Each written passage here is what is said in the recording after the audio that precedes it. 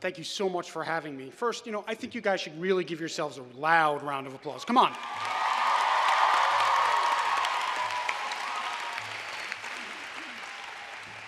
I mean, really? You just graduated. If you need help from your parents, again, why don't we clap real loud and just shake New Jersey? We're right across the river. Let's go. One more time. Come on.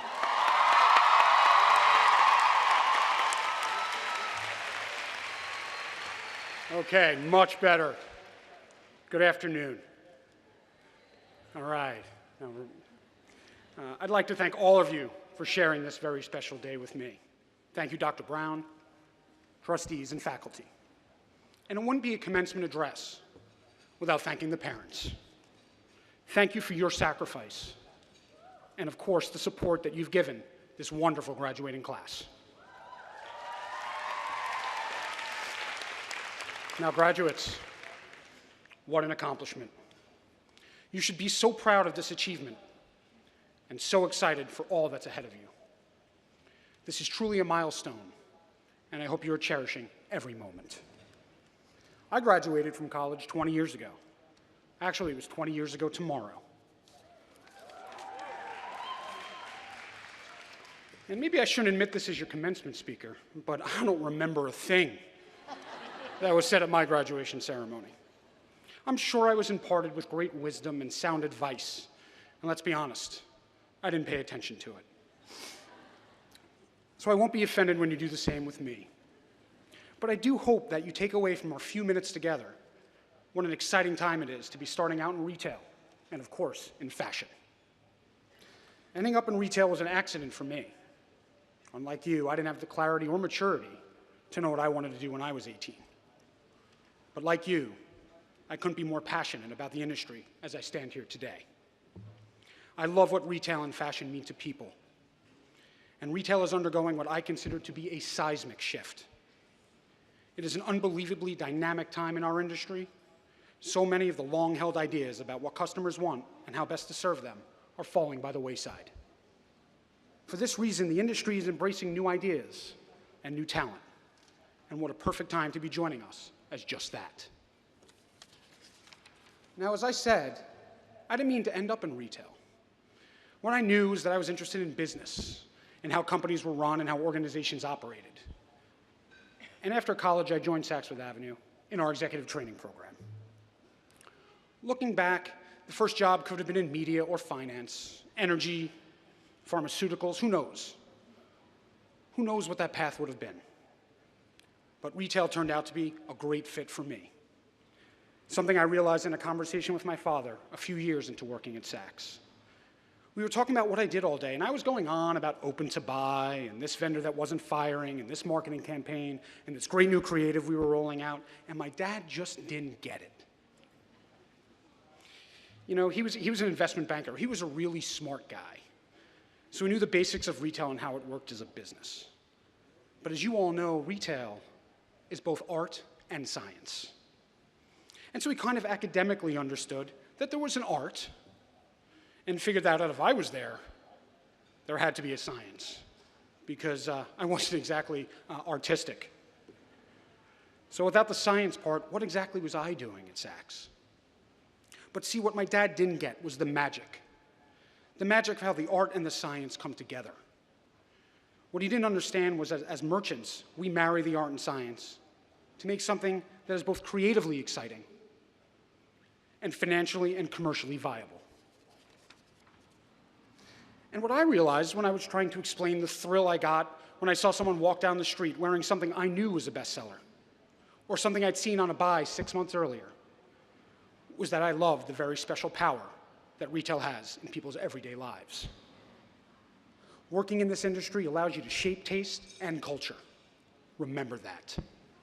Young or old, man or woman, rich or poor, fancy or basic, fashion touches everyone. Valerie Steele, the curator of the museum here at FIT, summed it up for me when she wrote, "Fashion is a part of the world and a part of history. It's not a meaningless swirl of meaningless clothes. They, the clothes, reflect the times." What an amazing thing it is to work in fashion and retail, to be able to influence the world around us, to help shape how we view ourselves and how we view each other. Retail and fashion have an undeniable power and influence. And in the end, that is why so many of us are passionate about what we do. Now, I've got to tell you, I am jealous of you. Not because you're young, graduating from a school as great as FIT, have your whole lives ahead of you. I guess now they think about it, yeah, there's that. But I'm jealous of you because you're entering an industry at an unbelievable, exciting time. The pace of change right now in retail and in fashion is faster than I've ever seen. The customer is telling us what she wants instead of the other way around.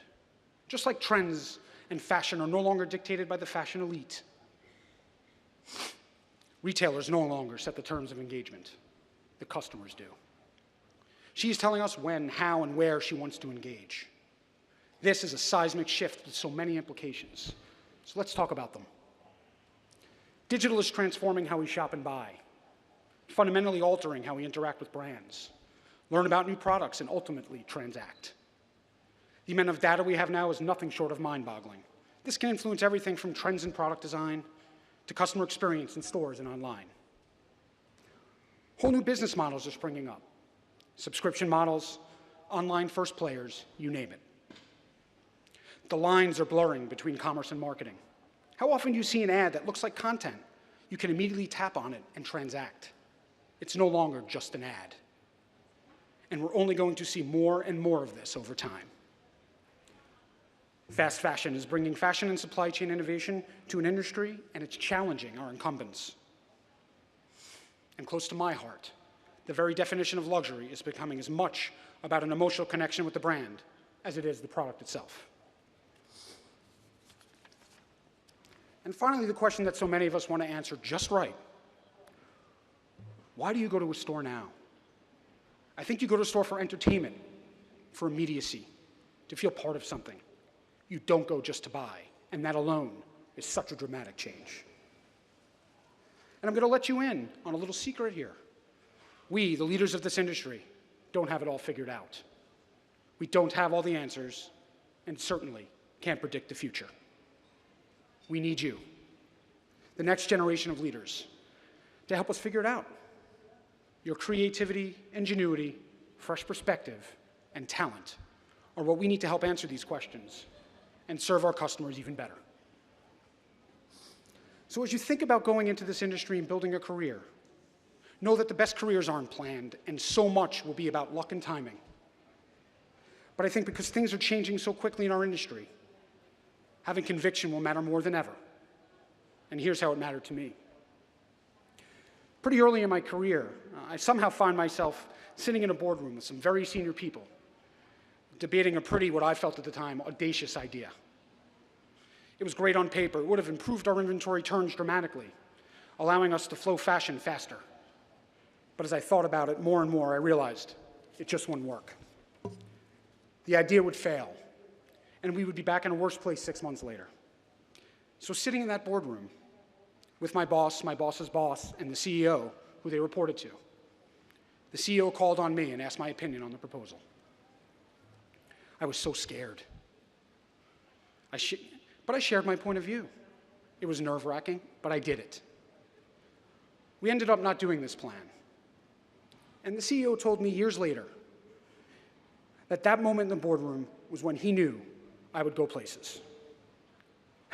Not because my point of view was so brilliant, but because I had the courage to say what I thought. For me, having conviction and confidence in my ideas has helped set me apart. So here's the bottom line. In your life, you will make so many decisions.